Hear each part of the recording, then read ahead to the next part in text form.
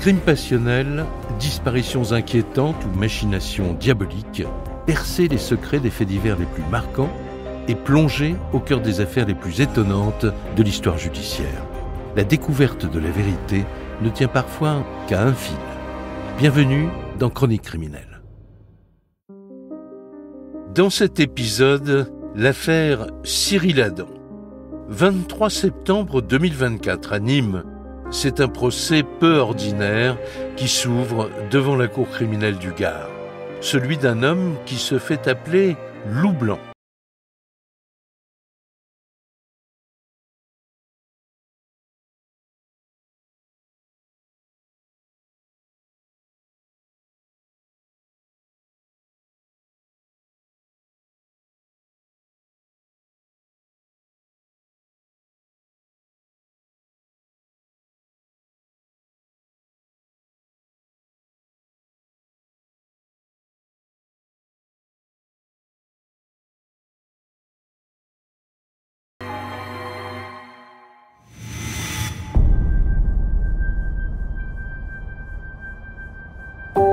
Tout commence dans le midi de la France, non loin de Montauban, au château de Granès.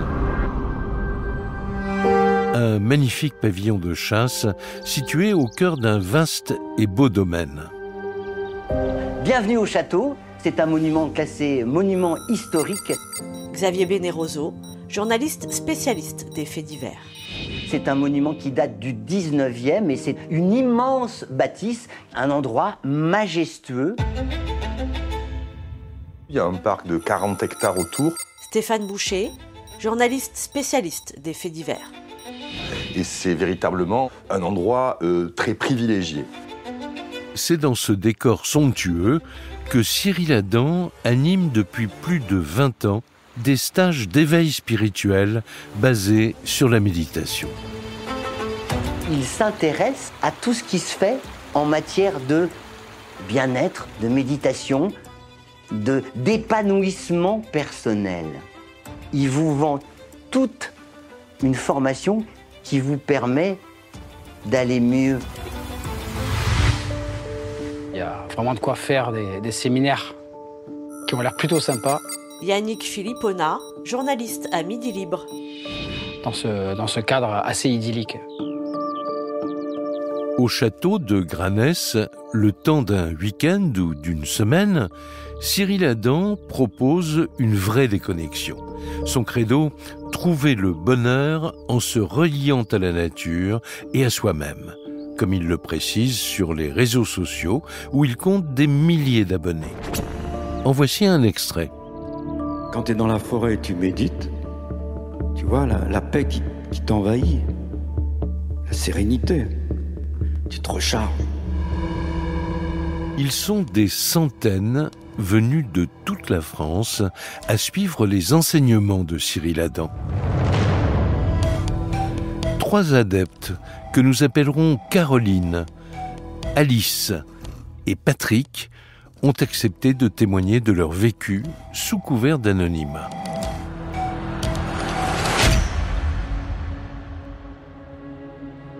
Nous sommes en 2012.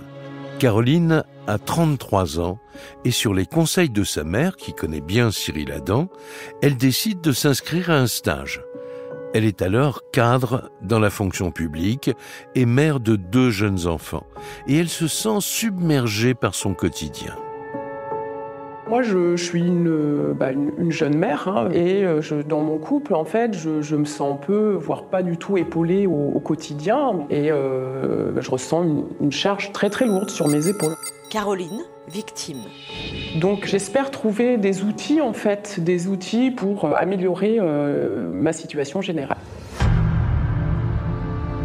Caroline se rend donc au château de Granès dans l'espoir d'aller mieux, sans se douter que cette décision va bouleverser sa vie. 12 ans plus tard, elle se souvient encore de son premier contact avec Cyril Adam. Je reste complètement subjuguée par cette rencontre. Je suis très impressionnée par les cérémoniales quand il arrive en chaman, avec ses plumes, avec le calumet de la paix, avec ses danses. Je me dis, mais c'est incroyable. J'ai la chance d'avoir été accepté dans cette communauté avec cet homme qui est très grand, très bon, très sage. Cyril Adam est un personnage effectivement assez charismatique. Jean-Baptiste Cesbron, avocat des parties civiles. Qui exerce une forme de magnétisme assez immédiat sur les personnes qui peuvent le rencontrer. On le voit avec des plumes et, j'allais dire, tout ce qui va avec. Il joue de la flûte, il joue du tambour. Loup Blanc, il a son costume. Ce folklore, pour les nouveaux venus, c'est assez saisissant. On est loin des séjours de méditation qu'ils imaginaient plus austères.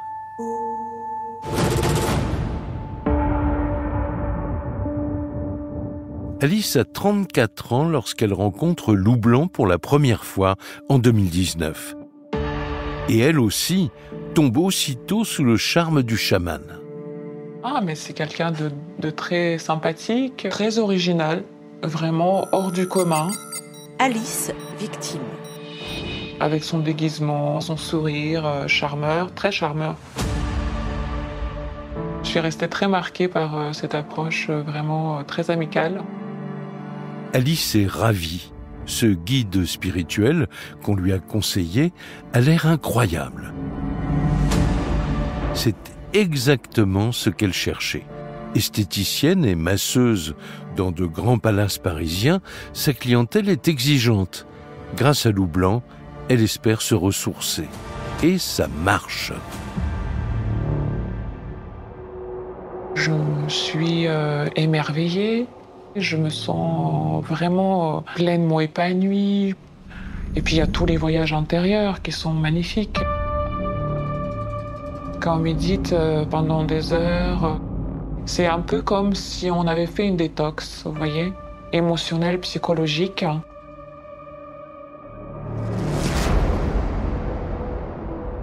Pour Patrick, tout commence en 1994 via un ami proche de Cyril Adam qui lui en a dit le plus grand bien.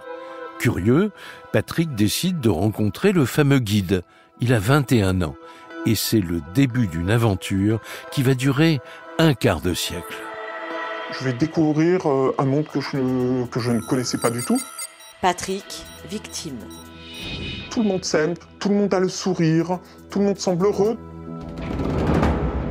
Tout cet amour qui circule pour Patrick, c'est un déclic. Aux côtés de Cyril Adam, il pense enfin avoir trouvé ce qui lui manquait. J'ai vu en lui le père que je n'ai pas eu. Et je pense que ça a été déterminant. Patrick décide de rejoindre le mouvement.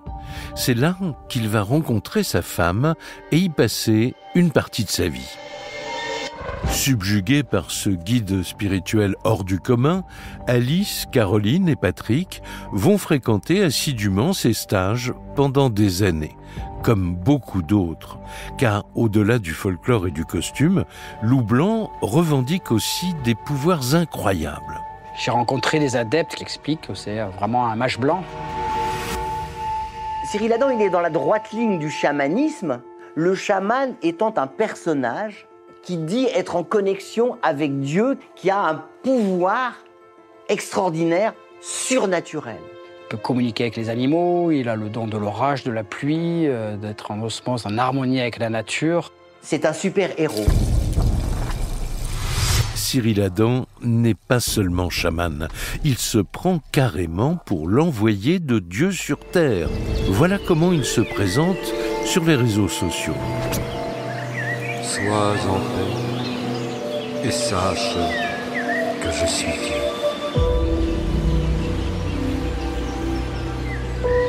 Sois en paix et sache. Et pour en convaincre ses fidèles, il n'hésite pas à se mettre en scène.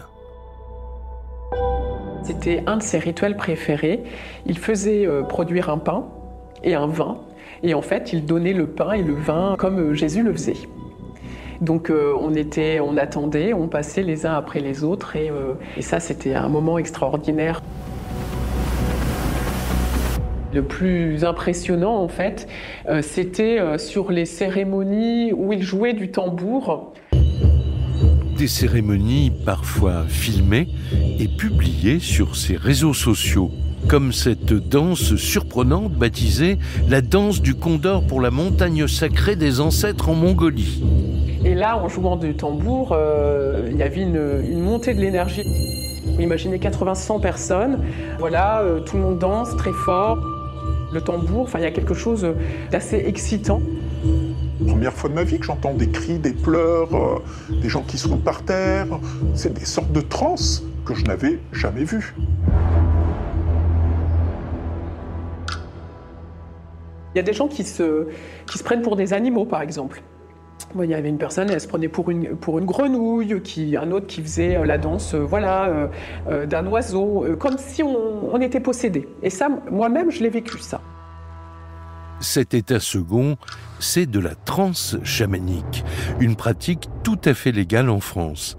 Elle a même fait l'objet d'un documentaire pour le moins étonnant, diffusé au Centre Pompidou à Paris en 2014, avec comme personnage principal Cyril Adam lui-même.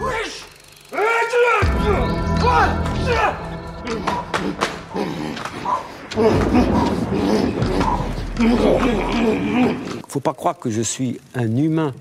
Faux. Je suis 100% loup. Je transforme l'ADN, je renvoie le message, c'est-à-dire ciel-terre en harmonie. Je rentre pas dans les gens, je leur dis pas fais ceci, fais cela. C'est le rythme qui rentre. Et c'est ce qui amène la trance-danse. Grâce à ses pouvoirs divins, Loup Blanc promet à ses élèves un vrai lâcher-prise, loin des carcans de leur quotidien et de la société. Pour Caroline, toutes ces cérémonies et ces initiations spirituelles, c'est une révélation. Elle est arrivée chez Loup Blanc épuisée par sa vie, elle en ressort transformée. Il y a vraiment un sentiment de puissance, en fait, que je ressens, moi, en sortant de là. Je me sens forte.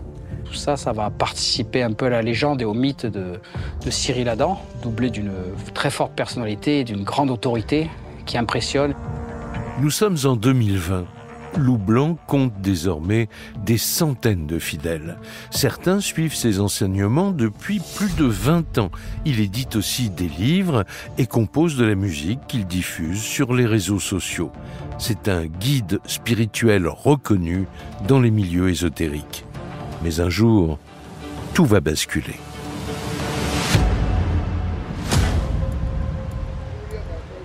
Septembre 2020.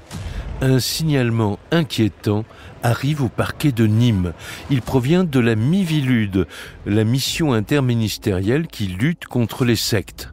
5 femmes et 2 hommes viennent de dénoncer leur ancien mentor, Cyril Adam. Ils l'accusent de viol et d'abus de faiblesse.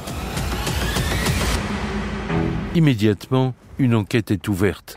Elle est confiée à la gendarmerie avec le renfort d'une division unique en France, un groupe d'enquêteurs formé à la traque des gourous et spécialisé en emprise sectaire. Ils décident donc de se pencher sur l'activité de ce guide spirituel dénoncé par des adeptes. Sur Internet, ils découvrent que Cyril Adam est à la tête d'un mouvement qui s'appelle le chamanisme de l'origine. Le chamanisme de l'origine, c'est un peu une idée de génie.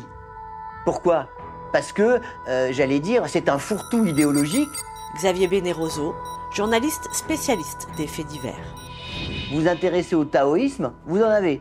Vous vous intéressez à l'hindouisme, vous en avez. Vous vous intéressez au bouddhisme, vous en avez. C'est comme les grands magasins, on trouve de tout chez Cyril Adam. Il va créer de toutes pièces une religion, celle de Cyril Adam.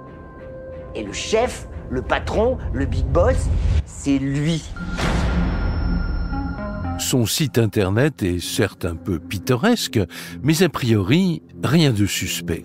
Pourtant, en creusant un peu, les enquêteurs vont faire quelques découvertes intéressantes.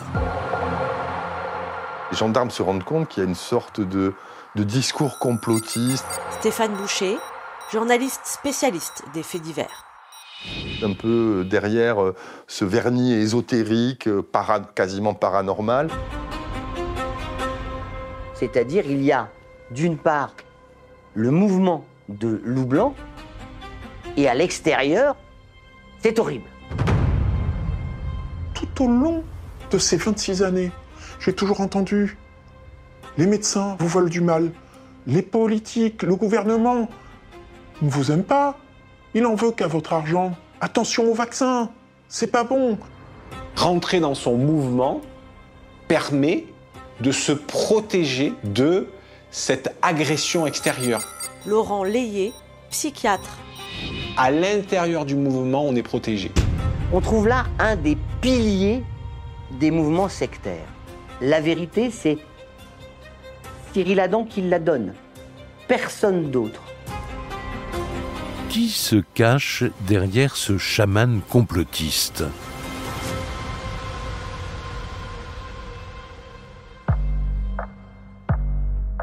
Les enquêteurs décident de se pencher sur sa vie. Ils veulent en savoir plus sur cet homme intrigant.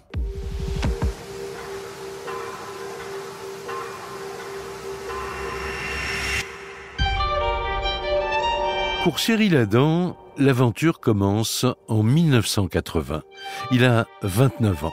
C'est un artiste autodidacte qui colle à son époque et qui s'intéresse très vite à la spiritualité. Nous sommes alors en pleine période New Age et Cyril Adam s'engouffre dans ce courant pour parcourir le monde. Cyril Adam, c'est un globe-trotter. C'est-à-dire qu'il a fait pratiquement toute la planète. Il est allé au Tibet, il est allé en Chine. Il a brassé des tas de cultures. À chaque fois qu'il fait un voyage, il s'intéresse à la spiritualité du pays et il emmagasine tout ça. Très vite, Cyril Adam donne des conférences pour diffuser sa philosophie, c'est-à-dire celle qu'il sait fabriquer tout seul. Et il va très loin dans son discours. Ils vont découvrir des choses proprement hallucinantes, les enquêteurs, notamment qu'il aurait reçu le fantôme de Sitting Bull, le grand chef indien, qu'il aurait parlé avec lui depuis l'au-delà. C'est Sitting Bull qui est venu lui dire tu es en fait le descendant d'un chef indien.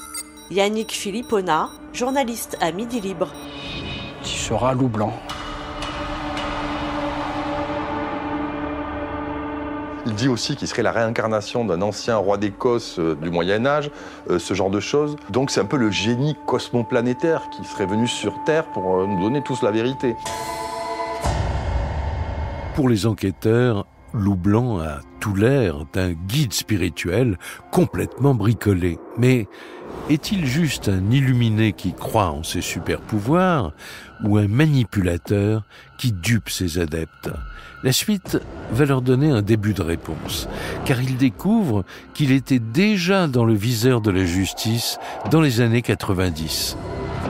À l'époque, Cyril Adam officie en Normandie sous couvert d'une association nommée Harmonia. Les sectes reviennent sous les feux de l'actualité. L'Orne a aussi la sienne, une association déguisée qui s'appelle Harmonia, avec, vous allez le voir, odeur d'argent et un gourou totalement garanti. En 89, j'ai reçu la lumière qui est descendue, l'Esprit Saint, et c'est cet esprit, cette Kundalini éveillée, qui a permis que Harmonia puisse se répandre maintenant. Donc il ne vient pas de nulle part, si vous voulez. Il a déjà des casseroles antérieures. Le décorum, les accusations de violences sexuelles et de viol, plus les signalements qui avaient été faits, même si ça n'avait pas débouché sur des poursuites, tout ça dans la tête des enquêteurs, ça commence à faire beaucoup. À l'époque, Cyril Adam n'a pas été inquiété, mais à la suite de ce signalement, les enquêteurs découvrent qu'il a dissous Harmonia pour créer quelques années plus tard le chamanisme de l'origine. Cyril Adam cherche-t-il à masquer ses activités ? Et pour quelles raisons ?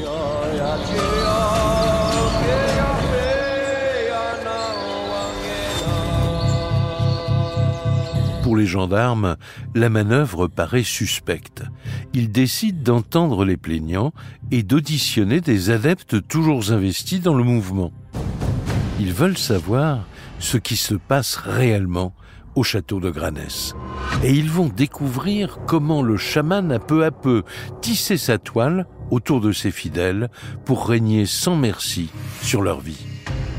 Et là, les enquêteurs, ils vont un peu tomber de l'armoire parce que le fonctionnement des stages de formation chez Loup Blanc, c'est quand même un peu particulier. On doit être en dévotion vis-à-vis de Cyril Adam. Caroline, victime. C'est les mots utilisés textuellement, dévotion. Quand on rentre en salle, tout le monde a une posture très respectueuse. Vraiment comme si on rentrait dans un temple, dans une église.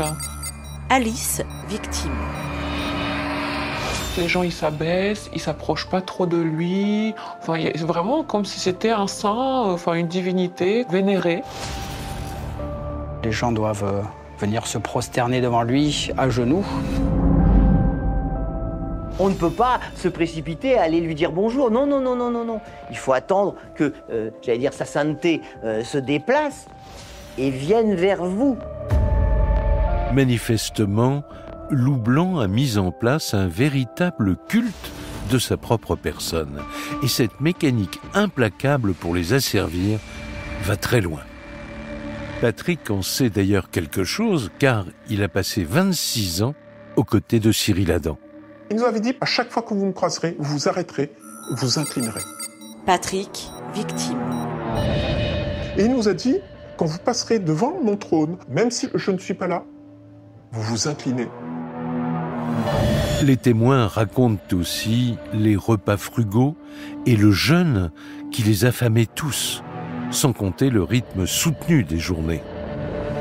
Et lorsque vous êtes au château de Granès, ce sont des journées extrêmement bien remplies. Jean-Baptiste Cesbron, avocat des parties civiles. Vous vous levez avant l'aube, parfois, pour des séances de méditation, des séances de prière. On est capable de faire 8, 9, 10 heures de méditation par jour, parfois même plus. Et ça peut aller jusqu'au bout de la nuit. On mange très peu. Et puis on médite. Et ça continue. Et tout ça fait que vous vous affaiblissez physiquement, vous vous affaiblissez intellectuellement, et vous devenez de plus en plus poreux à l'enseignement qui vous est donné. On est face à des gens qui sont en situation de vulnérabilité. Pour les enquêteurs, ce régime sec et épuisant ressemble fort à du conditionnement. Et ce n'est pas tout. Ils apprennent que Loup Blanc droguerait aussi ses adeptes via des plantes ou des mixtures qu'il concocte lui-même, un privilège qu'il réserverait à ses disciples les plus méritants. Tout le monde attendait évidemment d'être choisi, d'être élu. Et là, il pouvait nous donner un tabac à boire ou à sniffer. J'ai déjà pris de l'ayahuasca. J'ai déjà pris de l'iboga. Ce sont des plantes qui sont surnommées les petites morts. Moi, j'ai eu, je pense, comme des hallucinations. J'avais l'impression que, entre guillemets, j'allais toucher l'éveil tellement c'était fort. On est dans un autre état, on ne sait pas trop, c'est très particulier. En tout cas, on est sous l'effet d'une plante, ça c'est certain. Des plantes interdites en France et qui mettraient les adeptes dans un état second propice au lavage de cerveau. Mais ce qui va surtout intéresser les enquêteurs, c'est l'organisation pyramidale mise en place au sein du mouvement. À sa tête, Loup Blanc bien sûr. Au bas de l'échelle, les adeptes. Et entre les deux, les MacGregor, sa garde rapprochée, composée des plus fidèles au maître. Visuellement, ils sont reconnaissables parce qu'ils portent le tartan, un morceau de tissu écossais. Quand il intronise un MacGregor, la personne est à genoux devant lui et il lui dépose son tartan sur les épaules. C'est une grâce suprême que de recevoir un tartan et on est proche de Cyril Adam et ça vous met au-dessus de la hiérarchie. Moi, je me souviens que je m'étais installée en tailleur à côté d'une MacGregor, dont mon genou a touché le sien. Elle a réagi tout de suite en disant « faut surtout pas me toucher ». Quand vous étiez au sein de cette communauté, vous vouliez accéder à ces fonctions-là parce qu'elles étaient plus prestigieuses que les autres. Et vous aviez l'impression de vous rapprocher du maître. Si tu es obéissant, tu seras récompensé. En revanche, au moindre écart, ce serait la punition. Et les enquêteurs comprennent que Cyril Adam réglait ses comptes devant tout le monde avec une grande sévérité. J'ai moi-même été victime d'humiliation devant 120 personnes. On est dans le noir. C'est juste éclairé par des bougies dans cette grande salle. Et il se balade dans les rangs, entre les personnes, jusqu'au moment où il va prononcer mon prénom. Et il va me hurler dessus en me disant « Ouvre les yeux, qu'est-ce que tu vois dans mes yeux ?» Et moi, totalement apeuré, parce que vous êtes impressionné. Je suis sidéré. Leur cadrage, très sec qu'ils pouvaient avoir vis-à-vis des personnes, les menaces, parfois les insultes, ça nous conditionnait aussi quelque part parce qu'on avait très peur qu'on soit le suivant à se prendre des réflexions et c'est très destructeur parce que ces humiliations-là, elles étaient assez régulières. Visiblement, Cyril Adam ferait régner la terreur dans son mouvement. L'humiliation, le jugement est quelque chose de structurel chez Cyril Adam, comme dans toutes les communautés sectaires. C'est la manifestation de son pouvoir, c'est la manifestation de sa toute-puissance, de son omniscience, de son omnipotence. C'est le bon vouloir du maître. Laurent Layet, psychiatre. Et ça va les mettre dans une situation d'assujettissement total. C'est-à-dire qu'ils sont à la merci du chef du mouvement. Donc à ce régime-là, au bout de quelques semaines, quelques mois, vous êtes suffisamment fragilisé pour accepter à peu près n'importe quoi. Culte de la personne, privilèges et punitions arbitraires, pour les enquêteurs, Cyril Adam a monté tout un système pour s'imposer en maître absolu. Et ce pouvoir sans limite ne s'arrêterait pas au stage. Même quand les disciples sont loin, il s'organiserait pour les maintenir sous influence. Moi, je vivais à 800 km de lui, je ne le voyais quasiment jamais. Mais mon quotidien était rempli de lui, de ses injonctions. Lorsque vous étiez chez vous, vous deviez honorer quelque part la mémoire, l'image en tout cas de Cyril Adam. Ça fait partie des rituels. On a tous, les élèves, une photo de lui dans sa chambre, voilà, tous les jours, sur notre petit hôtel. Et comme ça, vous aviez la photo de Cyril Adam avec des petites bougies comme ça qui brûlaient devant elle. Donc vous lui adressiez des prières rituelles, attention, c'est-à-dire qu'il fallait les faire. Entre chaque stage, Cyril Adam exige de ses élèves qu'ils méditent plusieurs fois par jour, comme il le conseille aussi dans des vidéos postées sur les réseaux sociaux.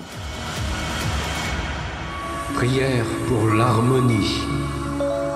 À réciter 3 fois de suite entre 3h et 5h du matin, midi et minuit, dans les 3 mondes, matériel, spirituel, divin. Tout est relié à Cyril Adam, tout. Nos nuits, nos journées. Le quotidien des adeptes est rythmé par les injonctions du maître. Car dans le monde de Cyril Adam, rien n'existe hormis le mouvement. Très vite, j'entends la véritable famille. C'est ici, c'est le groupe. C'est pas la famille du sang. Le monde extérieur, c'est mal, et votre famille, c'est mal. Xavier Bénéroso, journaliste spécialiste des faits divers. Il isole l'individu de sa cellule familiale. Socialement, ma vie s'est transformée parce que notre entourage n'est pas le bon entourage. La famille, moi, ça a explosé très rapidement. Ma mère, elle me reconnaissait plus. Elle avait perdu sa fille.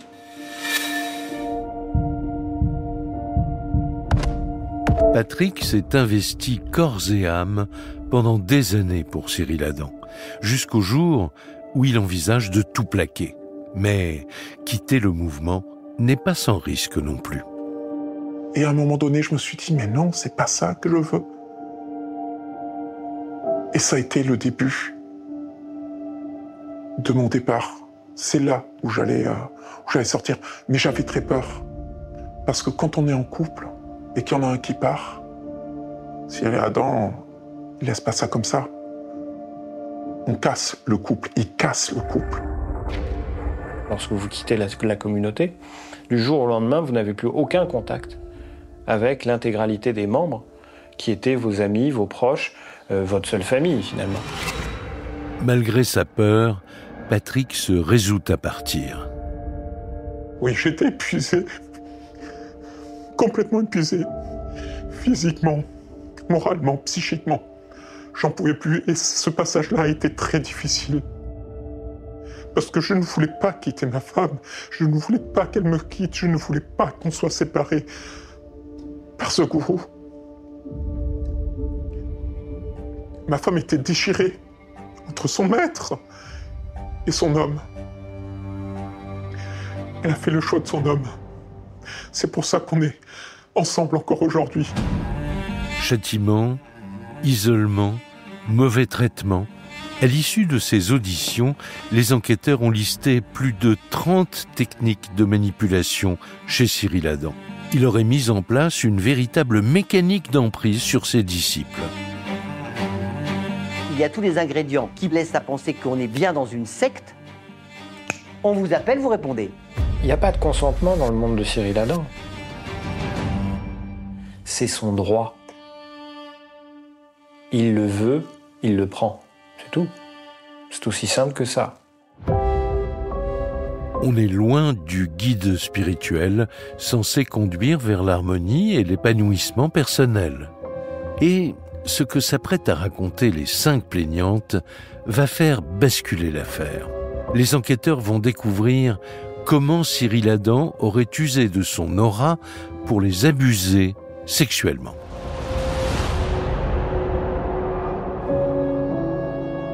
Voilà 3 ans que Caroline suit les enseignements de Loup Blanc lorsqu'un jour de 2015, au château de Granès, il lui fait cette étrange confidence. Ton âme est venue voir mon âme en rêve. Ton âme est venue me demander que je t'enseigne à faire l'amour et faire l'amour avec douceur. Donc là, je suis quand même très surprise de ça. Je ne m'attendais pas du tout à ce genre de choses. Caroline, victime. Je dis, ah bon, quand même, c'est étonnant.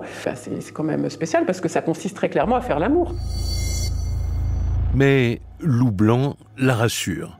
C'est un travail tantrique qu'il lui propose, destiné à libérer son énergie sexuelle. Une occasion unique d'évoluer dans son éveil spirituel. M'explique que c'est destiné à me faire évoluer encore plus fortement et plus vite, et que ce travail, il ne le fait pas avec tout le monde, parce que je m'inquiète de ça tout de même. Et donc, voilà, au bout de quelques arguments et de quelques jours, je confirme que je suis d'accord pour faire ce travail en suivant ces instructions comme il me l'indique. Caroline pense qu'elle va vivre un moment exceptionnel. Elle est loin d'imaginer ce qui va lui arriver. Nous sommes en 2019. Depuis quelques mois, Alice fréquente régulièrement les stages de Loup Blanc. Lorsqu'un beau jour, à sa grande surprise, il la contacte. Commence alors entre eux une correspondance intense. Il m'envoie beaucoup de messages très valorisants, avec de très belles images vraiment sur la féminité. C'est très poétique.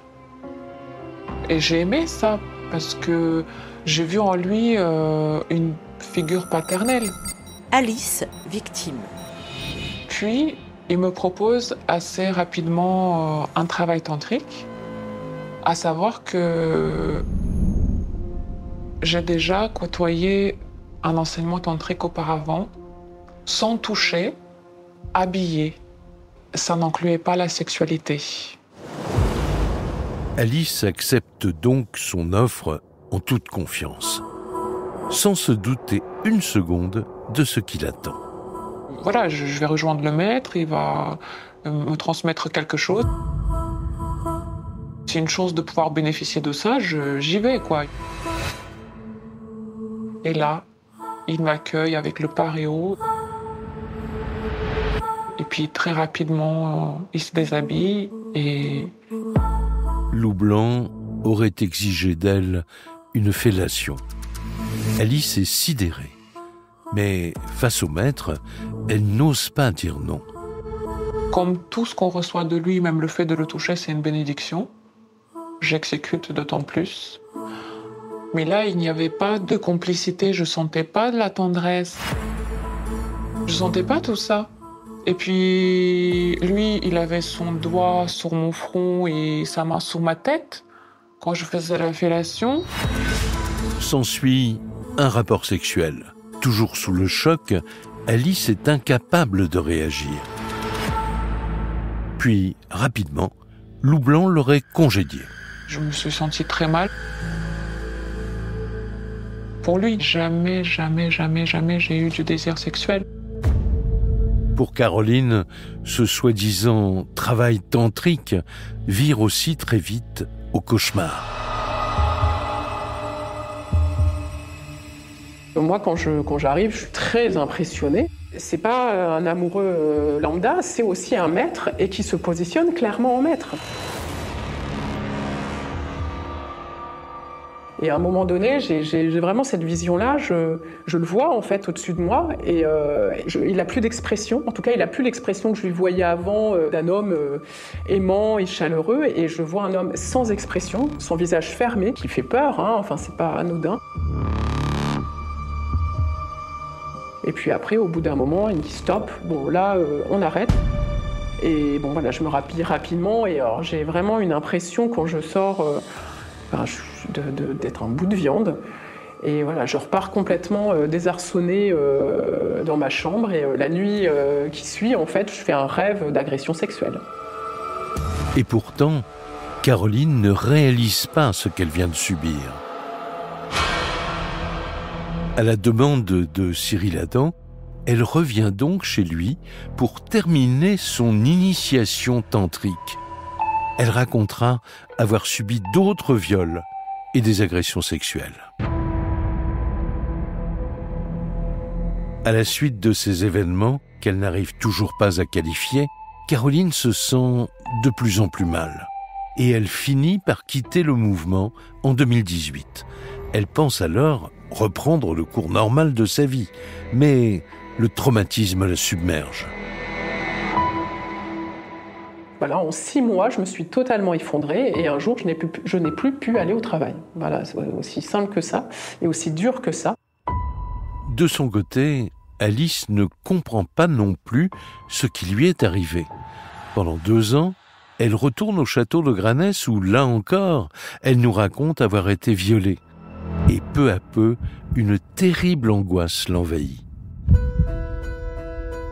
J'ai une remontée de terreur et d'attaques de panique qui s'installent. Que jour et nuit, je fais des cauchemars que je suis violée, que je n'arrive plus à être dans mon corps. Je suis dans la terreur et à l'intérieur, ça résonne viol, viol, viol. Effrayée, Alice finit par se sauver du château. Elle sera hospitalisée pendant 3 mois. À la gendarmerie de Nîmes, les auditions s'achèvent et toutes ces femmes racontent la même histoire. Pour les enquêteurs, un mode opératoire se dessine. C'est toujours la même histoire. Xavier Bénéroso, journaliste spécialiste des faits divers. C'est-à-dire, viens, je vais t'apprendre à faire l'amour. Je vais t'apprendre à mieux gérer ton énergie personnelle. Je vais t'apprendre à mieux t'épanouir. Parce que si vous faites mieux l'amour, ça ira mieux d'une manière générale. Il y a toute une mise en condition, je dirais. Stéphane Boucher, journaliste spécialiste des faits divers. Qui est autour de le fait de lever ces tabous au niveau sexuel et à vivre une vie plus libérée. À l'issue de ces auditions, tout porte à croire que Cyril Adam a manipulé ces femmes afin d'obtenir des faveurs sexuelles. Pour les enquêteurs, il est évident que les plaignantes étaient sous emprise au moment des faits.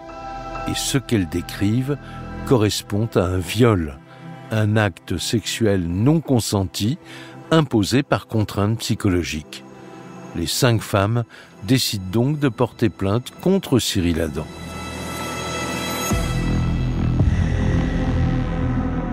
Le 7 décembre 2021, Cyril Adam est interpellé au château de Granès et placé en garde à vue.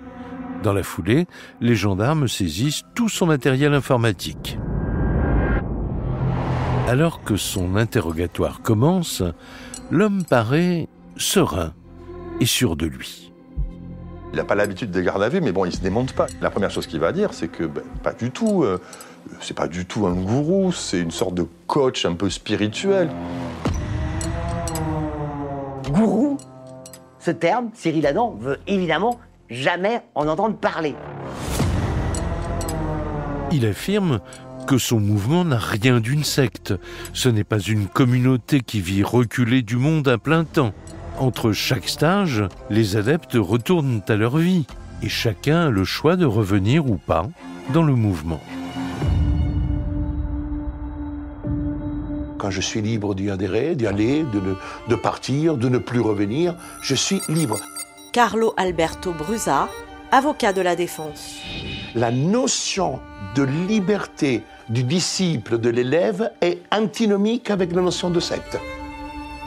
Quant aux accusations de viol, il a la réponse toute trouvée. Il explique que ce sont des rapports sexuels, bien évidemment, consentis. Et d'ailleurs, il dit quelquefois que c'est elles qui sont en demande de rapports sexuels. Dans l'affaire de M. Adam, nous avons des femmes qui entrent dans une pièce, dans une chambre, d'une manière totalement volontaire. Elles ont des relations avec ce monsieur et il n'y a pas de violence. Parce qu'aucune femme a pu dire « j'ai subi des menaces ou physiques ou des actes de violence qui m'ont contraint à faire tel ou tel acte ». Et puis surtout, il sort un argument massu. Il dit maintenant, des femmes qui sont venues me voir, avec qui j'ai fait l'amour, il y en a je ne sais combien. Et elles n'ont pas porté plainte pour autant. Cyril Adam reste droit dans ses bottes. Il est même arrogant. Il n'hésite pas à donner quelques leçons de spiritualité aux enquêteurs. Mais les gendarmes ne désespèrent pas de le faire avouer, car dans la mémoire de ses ordinateurs, ils ont fait une découverte intéressante. On va trouver des milliers et des milliers de photos pornographiques. Donc, c'est-à-dire des photos de son sexe, des photos de sexe de femme. Et on est quand même aux antipodes du principe de l'élèvement spirituel que le mouvement prônait. Ça révèle aussi un aspect très particulier de son rapport au sexe. C'est quelqu'un qui visiblement est addict au sexe. Là aussi, Cyril Adam ne se démonte pas. Il explique que ces photos échangées avec ses adeptes faisaient partie de leur apprentissage, une façon de les révéler à elles-mêmes, de les aider à s'épanouir sexuellement. Beaucoup de femmes sont arrivées dans des séminaires, et ils le disent, dans un domaine comme celui sexuel qui était parfois catastrophique. Soit elles étaient mariées, c'était catastrophique, etc. Donc ils vont, à travers une sorte de travail des spirituels, retrouver une envie du plaisir. Cyril Adam ne comprend pas les plaintes de ces femmes. Il crie même au complot. D'après lui, elles ont cru à une relation amoureuse qui n'existait pas. Alors humiliées, elles ont décidé de le punir en l'accusant de viol. Pour certaines, j'ai l'impression que le fait d'être passé d'une relation disciple à une relation, entre guillemets, amoureuse, mais qui n'est pas une relation exclusive, c'est là qu'est le point fondamental. Ce sont des amoureuses déçues. C'est ça. Elles se vengent. Et donc elles auraient voulu être la favorite du roi. Et comme elles n'ont pas été la favorite du roi, elles se sont vengées en disant « Ah non, il m'a violée ». Face aux enquêteurs, Cyril Adam continue d'affirmer que ces femmes étaient toutes consentantes et que ces relations sexuelles visaient à les faire progresser dans leur éveil spirituel. Mais les gendarmes ont maintenant des éléments solides à l'encontre du gourou. Les accusations concordantes des plaignantes et l'utilisation avérée de techniques de manipulation. Tout démontre que Cyril Adam est à la tête d'un mouvement sectaire et que ses victimes étaient bien sous emprise. Le 9 décembre 2021, à l'issue de sa garde à vue, Cyril Adam est mis en examen pour viol et abus de faiblesse. Il est placé en détention provisoire. Vu son profil, on craint en effet qu'il puisse faire pression sur les victimes et qu'elles se rétractent. Or, dans cette enquête, tout tient à leur témoignage. Une affaire de secte, c'est pas comme une affaire d'homicide où on a le cadavre, le suspect, on l'interroge. Là, il faut démonter tout un système. Donc, ce genre d'affaire, judiciairement, c'est très très lourd. Pour consolider le dossier d'accusation, les enquêteurs lancent un appel à témoins sur les réseaux sociaux. Ils sont à la recherche de preuves supplémentaires de l'emprise exercée par le gourou. Et ils vont découvrir une nouvelle facette du personnage. Le loup blanc aime le luxe et l'opulence, car pendant toutes ces années, il a aussi plumé ses adeptes. Un appel à témoins a permis de faire en sorte que la parole se libère. Jean-Baptiste Cesbron, avocat des parties civiles. Pour une raison assez simple, c'est que beaucoup de gens restaient un petit peu en retrait en se disant que leur parole ne pourrait pas être entendue, que leur parole ne pourrait pas être comprise par le monde extérieur, justement. De nouveaux témoins arrivent à la gendarmerie de Nîmes. Ils racontent le gouffre financier dans lequel ils sont tombés. D'abord, les nombreux stages que le maître leur imposait de suivre, soi-disant pour progresser dans leur éveil spirituel. Des séjours qui coûtaient jusqu'à 400 € pour un week-end, de 700 à 1500 € l'été. L'appétit de Cyril Adam ne s'arrêtait pas à un besoin sexuel important. Il y avait chez Cyril Adam un besoin également d'argent, un besoin de richesse assez éloigné des richesses spirituelles qu'il pouvait prôner dans le cadre de son enseignement. Financièrement, c'est une sorte d'engrenage qu'il a mis en place, c'est-à-dire qu'au début, on vient pour un week-end qui coûte 300 €, et plus on progresse dans les strates du mouvement, plus on s'élève, en fait, plus il faut venir, plus il faut faire de stages, et plus il faut surtout donner d'argent. Et ça n'en finit pas. Et cerise sur le gâteau, Cyril Adam exige qu'on le paie en espèces. Il réclamerait des billets verts, autrement dit des billets de 100 €, avec une justification pour le moins étrange. D'après son discours, il y a une sorte d'énergie qui passerait par les billets de 100 €, donc les adeptes sont tenus de payer leur stage et de tout payer avec des billets de 100 €. Mais ça n'est pas tout. Loup Blanc exigerait aussi des cadeaux. Si vous ne participez pas de la générosité vis-à-vis de Cyril Adam, bien entendu, vous allez être stigmatisé par l'ensemble de la communauté. Certains diront aux enquêteurs qu'ils se sont retrouvés pris à la gorge parce que c'était une fuite en avant perpétuelle, un puits sans fond où il fallait donner, donner et donner. Il y a plein de choses que j'ai pas pu faire, je me suis pas meublée. Caroline, victime. Je suis restée longtemps dans une forme de dénuement parce que le sacrifice, c'était d'abord et avant tout les initiations. Certains adeptes se retrouvent à la rue. Ils n'arrivent plus à payer leur loyer. Ils sont ruinés.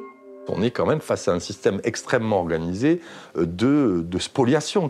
Certains adeptes parlent de 150 000 euros. 150 000 euros qu'ils ont donnés à Cyril Adam. Le mouvement de Cyril Adam, c'est une usine à fric. Chez Loup Blanc, pour s'élever spirituellement, il faut surtout alléger son compte en banque. C'est la conclusion des enquêteurs après avoir entendu les témoins. Mais que peut bien faire ce chaman de tout cet argent, lui qui prône éveil spirituel et vie monacale? Alors qu'ils examinent sa situation financière, les enquêteurs découvrent l'incroyable standing du maître. Loup Blanc mène en effet la vie de château. Il a un train de vie de quelqu'un qui gagne plutôt très très bien sa vie. Xavier Bénéroso, journaliste spécialiste des faits divers. Il a 2 Porsche. Il arrive à s'offrir un mât avec je ne sais combien d'hectares. Le prix du mât, c'est 900 000 euros. Et cet argent, c'est celui des adeptes. Cyril Adam n'est propriétaire de rien. Donc, le château de Granès, c'est la générosité de ses adeptes. Ses Porsches, c'est la générosité de ses adeptes. Le mas dans lequel il vivait, c'est la générosité de ses adeptes aussi. Il fallait que les chambres soient suffisamment grandes et spacieuses et larges pour que son énergie puisse se développer. L'adepte doit se concentrer à 250% pour le mouvement. Il doit tout donner. Son temps, son énergie et son argent. Rien d'autre. Rien pour le reste. Rien pour le reste du monde qui nous est hostile. Manifestement, Cyril Adam manipulerait donc aussi ses fidèles afin de siphonner leurs économies et les asservir pour son seul et unique profit. Le 22 novembre 2023, à l'issue de l'instruction, Cyril Adam est renvoyé devant la cour criminelle du Gard pour viol et abus de faiblesse. Il encourt jusqu'à 20 ans de réclusion.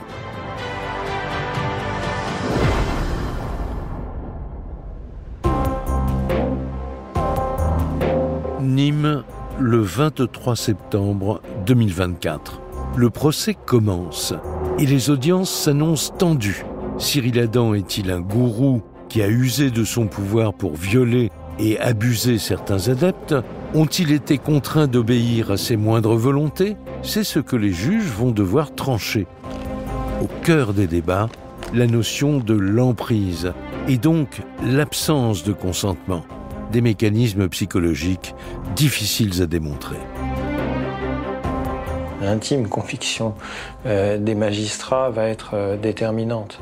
Si on ne parvient pas à les convaincre que ces personnes étaient sous emprise, alors l'ensemble de la procédure s'effondrera comme un château de cartes. Ça va être une belle bataille d'avocats. Stéphane Boucher, journaliste spécialiste des faits divers. L'accusation, en tout cas, va devoir beaucoup miser sur les témoignages des plaignantes. Face à leur récit bouleversant, Cyril Adam, campé dans son rôle de maître, balaie leurs accusations d'un revers de main. Que lui, il n'est absolument responsable de rien.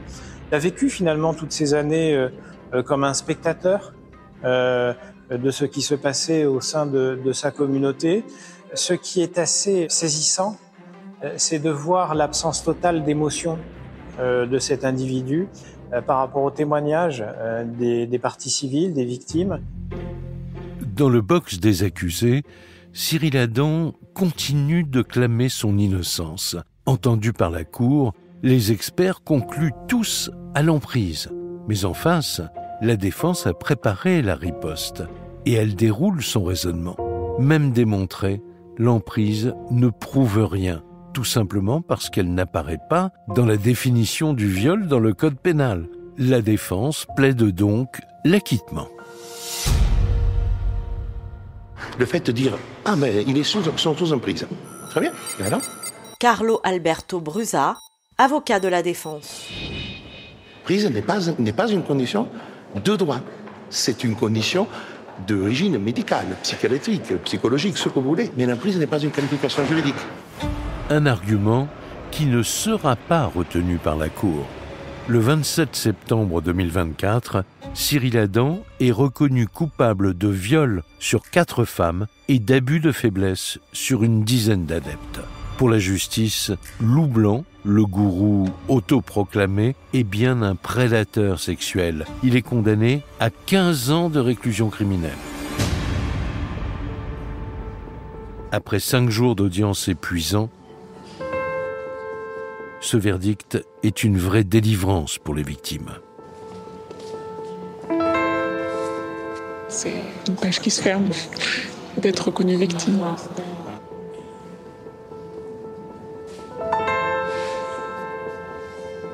C'est avant tout un soulagement quand même, une satisfaction d'avoir pu obtenir une décision de condamnation.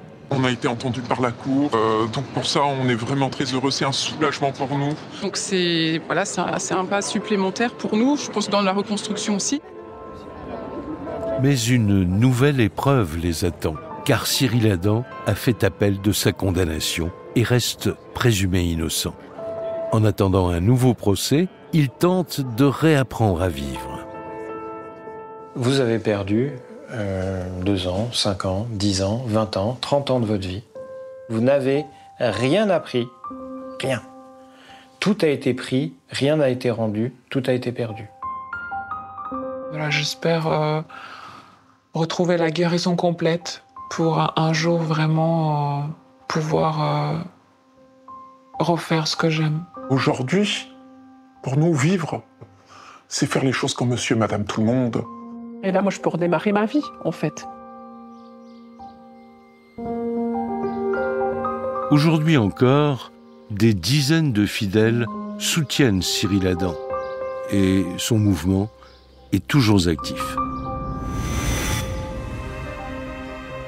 Vous venez d'écouter Chronique criminelle.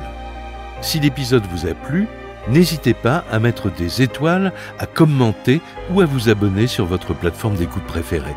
Et retrouvez dès la semaine prochaine un nouvel épisode de Chronique criminelle.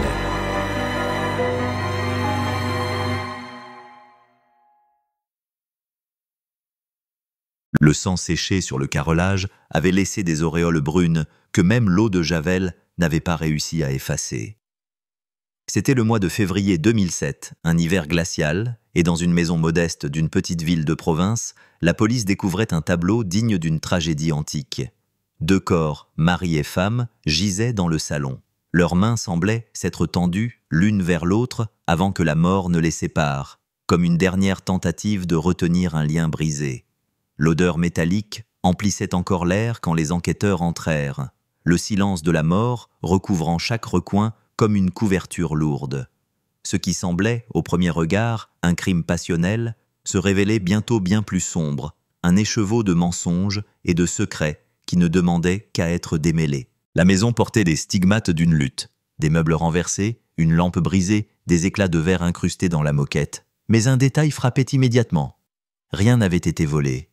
Les bijoux étaient restés intacts, l'argent dans une enveloppe sur le buffet n'avait pas été touché. Le mobile crapuleux semblait s'éloigner. Alors pourquoi ce déchaînement de violence? Les voisins, interrogés, parlaient d'un couple sans histoire, discret, parfois un peu distant mais jamais menaçant. Pourtant, dans cette normalité de façade, les fissures se dessinaient. Certains avaient entendu des disputes récentes, des éclats de voix derrière les murs trop fins des pavillons. D'autres avaient remarqué des absences inexpliquées, des volets fermés en plein jour, des regards fuyants. Au commissariat, le chef d'enquête se remémorait des affaires similaires, où derrière la banalité des vies de banlieue se cachait souvent un gouffre. Il cita un précédent. Une affaire des années 80 où un double meurtre conjugal avait révélé un réseau de dettes et de trahisons, chaque silence familial servant de couverture à des drames profonds. Ici, tout semblait pointer vers une histoire intime, mais aucun indice concret ne liait un tiers au crime. Les corps portaient des traces de coups violents, des blessures infligées avec rage, mais aussi une précision glaciale, comme si la main qui avait frappé connaissait parfaitement ses victimes. Alors que les autopsies confirmaient la brutalité des faits, un détail retint l'attention des médecins légistes. Sur le bras de l'homme, un tatouage mal cicatrisé, partiellement arraché par la lame, se révélait plus ancien que prévu. Pas un simple motif ornemental, mais un symbole singulier. Une rose entourée de chiffres, comme une date ou un code. La femme, elle, portait aussi un tatouage discret, presque effacé par les années, caché sous l'omoplate, un mot étranger, dont la signification échappait d'abord aux enquêteurs. Ces marques corporelles, inscrites à même la chair, semblaient contenir une histoire parallèle, invisible mais brûlante, comme si la peau avait gardé la mémoire de secrets longtemps tus. L'enquête prit alors une tournure étrange. On consulta les bases de données des disparus, car ce type de tatouage pouvait correspondre à des signalements anciens. Et là, une première fissure s'ouvrit dans le mur du mystère. Un dossier de disparition non élucidé datant de 1999, un jeune homme volatilisé après une rixe dans une boîte de nuit portait le même tatouage, à la même place. La ressemblance n'était pas parfaite, mais suffisante pour éveiller les soupçons. Avait-on affaire à une réincarnation de ce disparu? Une identité volée? Un double mensonge enfoui depuis des années? Chaque avancée de l'enquête semblait ouvrir une porte vers un couloir plus sombre. Les enquêteurs comprenaient qu'ils n'avaient pas seulement devant eux un double meurtre conjugal, mais une histoire de faux semblants, de vies entremêlées, où la vérité se dissimulait derrière les cicatrices et l'encre incrustée dans la peau. Et dans cette maison de 2007, ce n'était pas seulement le sang qui parlait, mais aussi les tatouages, comme des cris muets surgis des profondeurs du passé. Le dossier du disparu de 1999, que l'on croyait classé et oublié dans les archives poussiéreuses, ressurgit comme un spectre. Les pages jaunies décrivaient un garçon de 22 ans, étudiant sans histoire, qui s'était volatilisé après une soirée agitée dans une discothèque. On avait retrouvé son portefeuille abandonné sur le trottoir, son manteau posé sur une chaise à l'intérieur du club, mais plus aucune trace de lui. Les recherches menées à l'époque avaient conclu à une fuite volontaire ou à une disparition sans motif apparent. La famille, brisée par l'attente, avait peu à peu cessé d'espérer, et la vie avait continué, comme c'est souvent le cas dans les tragédies où aucune réponse n'arrive. Mais le tatouage décrit dans le rapport, une rose, entourée d'un code chiffré mystérieux, revenait aujourd'hui sur le corps d'un homme assassiné 8 ans plus tard, mari et père de famille, en apparence respectable. Les enquêteurs se penchèrent alors sur son identité civile. Les papiers, les comptes bancaires, les relevés d'assurance, tout semblait en ordre. Pourtant, des incohérences apparaissaient. Un trou dans son passé avant 2001, des documents réédités à la hâte, des témoins qui affirmaient ne l'avoir rencontré que bien après cette date. Était-il possible que cet homme ait usurpé l'identité d'un mort?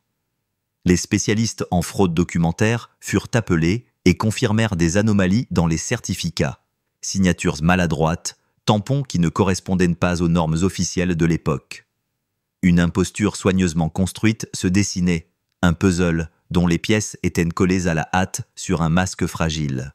La femme retrouvée morte à ses côtés n'était pas en reste dans ce théâtre d'ombre. Son tatouage, discret mais évocateur, portait un mot en langue slave qui signifiait loyauté ou serment, selon les traductions. Les enquêteurs consultèrent alors les fichiers d'Interpol et découvrirent qu'elle avait, sous un autre nom, été signalée dans une enquête des années 90 liée à un réseau criminel opérant en Europe de l'Est. L'idée qu'un couple ordinaire avait construit sa vie dans une petite ville tranquille se fissurait de toutes parts. Derrière les rideaux tirés de leur pavillon se cachait un passé lourd, fait de mensonges, de faux papiers, de serments tatoués dans la chair. Les voisins, stupéfaits, commencèrent à parler différemment. Ils évoquaient des valises lourdes transportées à des heures étranges, des visites nocturnes de voitures immatriculées à l'étranger, des départs précipités en week-end prolongés dont ils revenaient avec des visages fermés, comme chargés d'un secret invisible.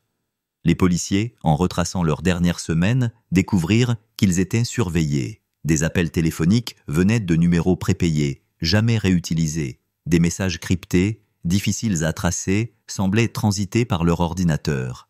Ce double meurtre n'était peut-être pas le fruit d'une dispute conjugale, mais l'exécution froide de 2 témoins gênants. Pourtant, un détail refusait de se dissiper, la violence du crime. Pas une mise à mort rapide, pas une exécution professionnelle, mais une rage déchaînée. Les coups portés étaient nombreux, presque bestiaux, comme si le tueur avait voulu effacer jusqu'à l'existence même du couple. Ce mélange entre la précision des documents falsifiés et la brutalité du geste créait une contradiction déroutante. Derrière la méthode, il y avait l'émotion. Derrière l'organisation, il y avait la haine. Un capitaine de la police judiciaire, marqué par des années d'expérience, murmura à ses collègues une phrase glaçante. « Ce n'est pas une affaire de crime organisé, c'est une affaire de famille. »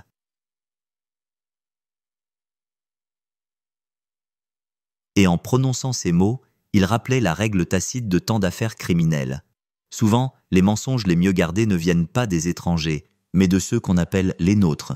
L'autopsie livra un indice supplémentaire, une révélation presque poétique par son ironie. Sous l'épiderme du mari, à l'endroit où le tatouage avait été partiellement lacéré, se cachaient d'anciennes cicatrices de brûlure. Des traces anciennes, datant probablement de son adolescence ou de sa jeunesse. Ces brûlures correspondaient à la description du disparu de 1999, que sa mère avait évoquée lors des premiers signalements. Elle racontait qu'enfant, il avait chuté dans une marmite d'eau bouillante, gardant à vie des stigmates sur l'avant-bras. Ce détail, ignoré pendant des années, devenait aujourd'hui une preuve accablante. L'homme assassiné en 2007 était bien le disparu de 1999, revenu sous une nouvelle identité, marié à une femme tout aussi mystérieuse. La question restait entière. Qui avait découvert cette vérité enfouie? Qui avait jugé nécessaire de les supprimer avec une telle rage? Les enquêteurs savaient désormais qu'ils n'étaient plus seulement face à un double meurtre conjugal, mais à la révélation d'une histoire enfouie depuis presque une décennie, une histoire où le tatouage, cette marque d'encre, servait de fil d'Ariane pour remonter à la vérité. Le silence oppressant de la morgue se fit écho du silence qui pesait sur toute la ville, car dans les rues où ce couple s'était promené, où il avait souri aux voisins, où il avait acheté du pain chaque matin, personne n'avait deviné qu'ils portaient en eux les fantômes de 2 vies volées. Et maintenant que ces fantômes surgissaient à la lumière, il devenait clair que l'enquête ne faisait que commencer, et que les véritables coupables n'étaient pas encore assis sur le banc des accusés. Le commissariat de Marseille s'était peuplé de visages tendus, de regards qui se détournaient à chaque bruit de pas dans le couloir. Les policiers savaient qu'ils n'avaient plus affaire à une disparition ordinaire. Chaque nouvelle pièce du puzzle semblait non pas éclairer, mais assombrir davantage l'ensemble. Une pluie fine tombait sur la ville, rendant les trottoirs luisants, presque dangereux.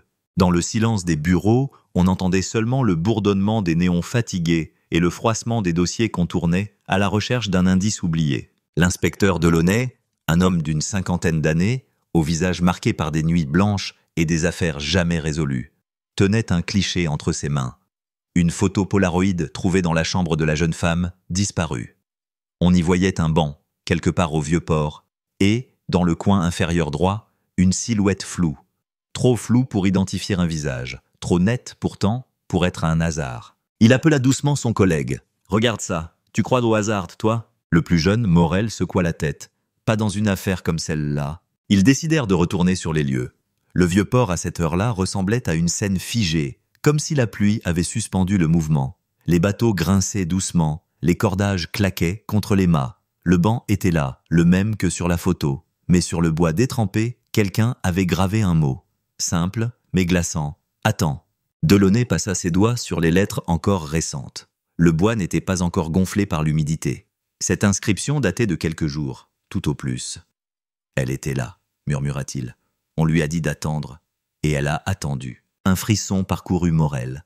Ils restèrent un moment silencieux, fixant la mer obscure, comme si elle-même avait avalé les secrets de la jeune disparue. Au même instant, de l'autre côté de la ville, dans une chambre au volet clos, un magnétophone tournait doucement. La bande magnétique chointait, comme une respiration mécanique. Une voix d'homme, étouffée, répétait « Tu dois rester tranquille, on viendra quand il sera temps, n'aie pas peur. » Personne n'entendait ces mots, sinon les murs décrépits et une jeune femme assise, immobile, les yeux vides, les poignets marqués par le cuir des liens. Le matin s'était levé sur Marseille, gris et lourd, comme si le ciel lui-même voulait étouffer la ville. Dans les couloirs du commissariat, l'odeur de café rassis se mêlait à celle du papier humide. Les policiers s'agitaient autour du dossier, mais c'était un silence pesant qui dominait, celui de l'incertitude et du doute. Delaunay avait passé la nuit à comparer la photo trouvée dans la chambre de la disparue avec les archives. Chaque silhouette suspecte, chaque visage oublié dans les dossiers de surveillance. Rien. La silhouette du Polaroid restait muette, comme un fantôme. Pourtant, son instinct de vieux flic ne le trompait jamais. Cette ombre appartenait à quelqu'un qui connaissait la jeune femme, quelqu'un qui avait voulu être vu, sans jamais l'être vraiment. Dans un coin du bureau, Morel, nerveux, triturait un briquet. « Commissaire, et si on se trompait de direction? Si cette fille n'était qu'un pion dans quelque chose de plus grand ?» Delaunay le fixa longuement. « On ne se trompe pas, Morel, pas cette fois. » Ils reprirent la route du Vieux-Port. Le banc semblait différent à la lumière du jour, moins menaçant, presque banal. Pourtant, le mot gravé, « Attends », brillait encore comme une cicatrice fraîche. Ils prirent des photos, mesurèrent la profondeur des lettres. Le marquage était précis, régulier. Pas une impulsion, pas un gribouillage d'ivrogne, un geste calculé. Au même moment, dans les bureaux du journal local, une enveloppe anonyme arriva. Pas de timbre, pas d'adresse, juste un papier jauni plié en deux. Le rédacteur en chef l'ouvrit, haussa un sourcil, puis appela la police sans réfléchir. À l'intérieur, une photo en noir et blanc. On y voyait la même jeune femme, assise sur une chaise, les yeux bandés, les mains jointes comme en prière, et derrière elle, un mur de pierre humide. Le cliché n'était pas récent. La netteté, le grain de l'image, cela ressemblait à une photo prise avec un appareil ancien, volontairement archaïque. Un détail cependant glaça le sang de Delaunay quand il observa l'image. Dans le coin gauche, au sol, une flaque. Et dans cette flaque, un reflet déformé. Celui d'un visage peut-être. La pièce devint glaciale. Le silence pesait, brisé seulement par le bruit sec des talons d'une secrétaire qui passait dans le couloir. Morel murmura « Commissaire, il jouait avec nous ». Delaunay serra les dents. « Oui !» Quelqu'un s'amusait à écrire une histoire, à guider l'enquête comme une marionnette. Mais chaque jeu a une faille, et il allait la trouver. Pendant ce temps, dans une cave obscure à l'extérieur de la ville, une bougie vacillait. La jeune femme respirait faiblement, ses lèvres tremblaient. La voix étouffée reprit, toujours la même, mécanique, obsédante. « Attends, n'oublie pas, le silence est la clé. » C'était une nuit froide de novembre, en 1990, dans une ville qui n'apparaissait sur aucune carte des passions, mais qui cachait dans ses murs des silences lourds, comme des pierres oubliées dans le lit d'une rivière. L'hôtel, un bâtiment aux murs jaunes défraîchis, s'élevait au coin d'une rue pavée, illuminée par des lampadaires trop faibles pour dissiper les ombres. Dans le hall, le carrelage craquait sous les pas, les horloges semblaient retardées, et les regards se détournaient plus vite qu'ils ne se croisaient. Cet hôtel n'était pas un lieu de luxe, mais un passage, un refuge pour des existences de transit. Et c'est précisément là, dans une chambre au 3e étage, que le crime allait surgir, silencieux, comme une lame tirée dans l'obscurité. La victime, un homme d'une 50aine d'années, avait réservé pour une seule nuit. Personne ne savait d'où il venait réellement, ni pourquoi il avait choisi cet endroit. Les registres indiquaient un nom banal, mais le portier, un vieil homme au dos voûté, affirma plus tard que cet homme portait dans ses yeux une inquiétude ancienne, une peur qu'on ne chasse pas avec des rideaux épais, ni avec une clé de chambre.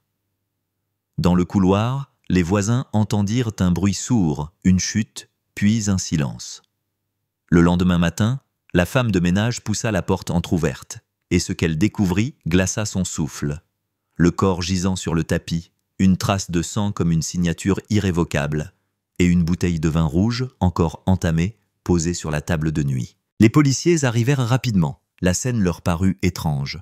Pas de lutte apparente, pas de vol manifeste. Le portefeuille était toujours là, les montres aussi. Le meurtrier n'était pas venu pour dépouiller, mais pour sceller quelque chose de plus sombre. Sur la table, à côté du verre encore taché de rouge, une facture manuscrite, griffonnée à la hâte par un serveur distrait, semblait n'être qu'un détail banal. Pourtant, ce morceau de papier deviendrait, des décennies plus tard, la clé d'une énigme que personne n'osait plus ouvrir. En 1980, les méthodes d'investigation étaient encore lourdes, lentes, dépendantes d'empreintes digitales approximatives et de témoignages souvent vacillants.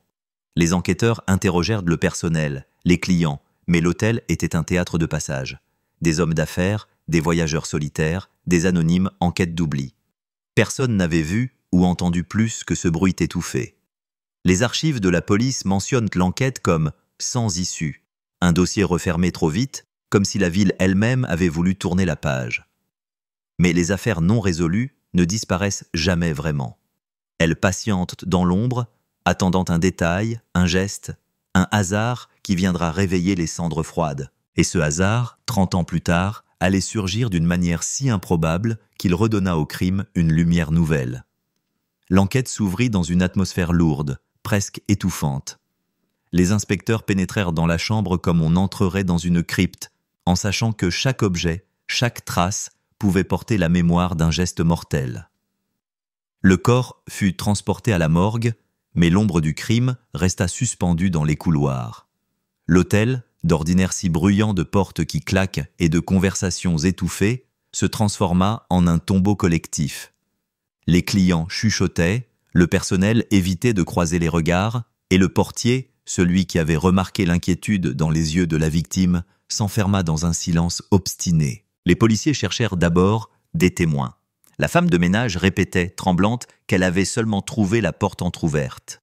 Un couple d'Allemands, logeant dans la chambre voisine, assura avoir entendu un bruit sourd vers minuit, suivi d'un silence pesant, mais aucun cri, aucun appel à l'aide. Dans un lieu où les murs étaient minces comme du papier, l'absence de son était plus inquiétante que le fracas d'une lutte. Cela évoquait la précision d'un geste rapide, maîtrisé, comme si le meurtrier avait frappé avec une expérience déjà acquise. Les enquêteurs inspectèrent la table, une bouteille de Bordeaux à moitié vide, 2 verres dont un seul utilisé, et cette facture manuscrite pliée, tachée d'une goutte de vin. Le serveur de l'hôtel confirma l'avoir griffonné pour l'homme, notant simplement le prix de la bouteille et un numéro de chambre, rien d'autre. Pourtant, ce papier portait une écriture distincte, des lettres serrées, une inclinaison vers la gauche, un tracé nerveux. À l'époque, personne ne songea à comparer cette écriture avec d'autres documents. Ce n'était qu'un détail secondaire, enfoui sous le poids des interrogatoires. La morgue révéla une vérité glaciale. L'homme avait été frappé à la nuque, un coup sec, probablement avec un objet métallique ou en bois lourd, provoquant une mort quasi instantanée. Pas de résistance, pas de défense, comme si la victime avait fait confiance à celui qui se tenait derrière lui. Un ami, un partenaire d'affaires, peut-être un intime. Mais aucun carnet, aucune note, aucun appel téléphonique dans la chambre ne permit d'identifier un proche ou un ennemi. L'homme avait vécu sa dernière nuit dans le plus grand anonymat. Les policiers cherchèrent à savoir qui il était réellement. Le nom inscrit sur le registre se révéla faux. Les empreintes digitales, relevées mais comparées à des bases limitées, ne correspondaient à rien. Cet inconnu semblait avoir effacé ses traces bien avant de mourir. L'hôtel, pourtant, gardait des fragments de mémoire. Le réceptionniste se souvenait que l'homme avait insisté pour une chambre à l'étage, loin de la rue. Une employée du restaurant affirma qu'il avait commandé un repas simple, qu'il avait mangé lentement, comme absorbé par des pensées obscures. Ces témoignages, bien que précis, n'offraient aucune piste solide. La police explora le passé de l'hôtel. Des dossiers mentionnaient des affaires de contrebande, des rencontres discrètes, des liaisons adultères. Ce lieu n'était pas seulement un passage pour voyageurs, mais un espace où s'échangeaient des secrets, parfois des menaces. Le meurtre pouvait s'inscrire dans un contexte plus large, règlement de compte, trahison, dette jamais réglée. Mais sans identité claire de la victime, toutes les hypothèses restaient suspendues dans le vide. La presse locale s'empara du drame. Les journaux titraient « Meurtre mystérieux dans un hôtel du centre » et décrivaient l'affaire comme un puzzle sans pièces.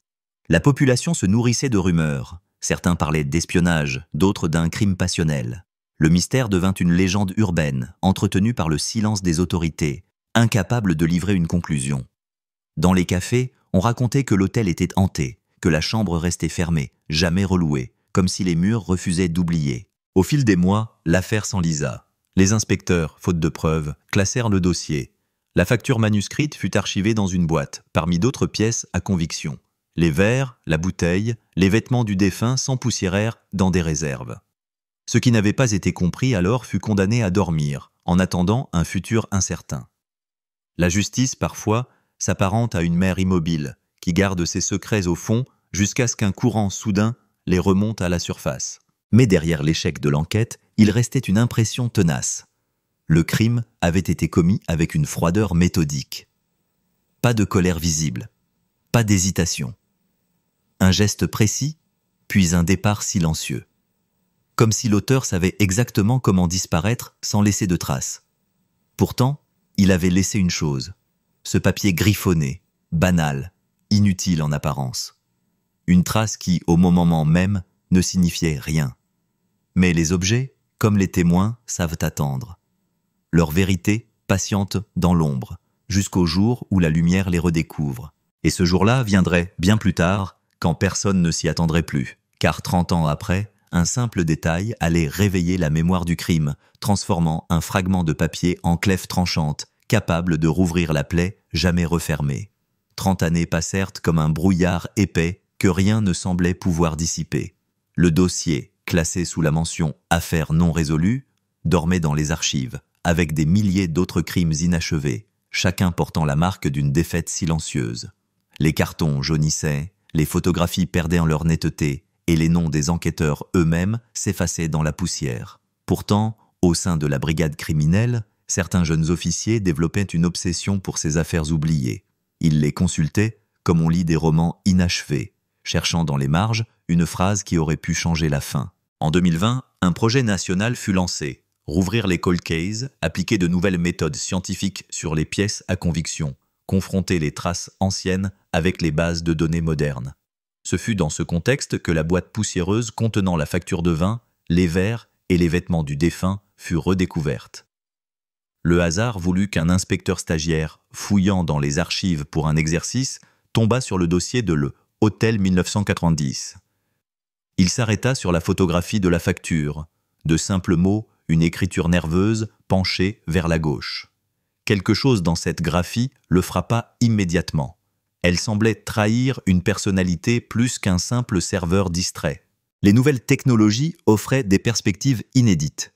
On pouvait désormais comparer une écriture manuscrite avec des milliers d'exemples numérisés, analyser les pressions du stylo, les inclinaisons et identifier des signatures comportementales. L'inspecteur fit scanner la facture, la fit passer par un logiciel d'expertise graphologique. Le résultat fut troublant. L'écriture correspondait à celle d'un individu bien connu dans les bases judiciaires, arrêté plusieurs années plus tard pour une escroquerie. L'homme, aujourd'hui âgé, vivait toujours, libre, convaincu sans doute que son passé ne le rattraperait jamais. Ce lien inattendu ne suffisait pas à l'accuser d'un meurtre, mais il ouvrait une porte que l'histoire croyait scellée. L'équipe de Cold Case convoqua les anciens témoins, encore en vie, rechercha les archives de l'hôtel, aujourd'hui transformé en résidence privée. Le réceptionniste, décédé depuis longtemps, ne pouvait plus parler. Mais une femme de ménage, à la retraite, accepta de raconter de nouveau ce qu'elle avait vu. Sa mémoire, usée mais tenace, se concentra sur un détail oublié. La nuit du meurtre, elle avait croisé un homme sortant précipitamment par l'escalier de service. Un visage nerveux, les mains tachées d'une rougeur qu'elle avait prise pour du vin. Elle n'en avait pas parlé aux policiers, trop effrayée, persuadée que personne ne la croirait. La description qu'elle donna, 30 ans après, correspondait étrangement à l'homme identifié par l'analyse graphologique. La concordance entre un souvenir enfoui et une trace matérielle devint le socle d'une relance officielle de l'enquête. Le suspect, convoqué sous prétexte d'une vérification administrative, se retrouva face à une équipe d'investigateurs décidés. Son écriture, demandée pour un formulaire banal, fut immédiatement comparée à celle de la facture. La similitude était frappante, presque parfaite. Lors de l'interrogatoire, l'homme nia. Il affirma n'avoir jamais mis les pieds dans cet hôtel, ne pas connaître la victime, ignorer tout de l'affaire. Mais les enquêteurs avaient appris, avec les années, à lire les silences plus que les mots. Son regard évitait systématiquement les photographies du corps, comme si l'image d'un passé refoulé menaçait de jaillir. Sa voix tremblait lorsqu'on évoquait la bouteille de vin.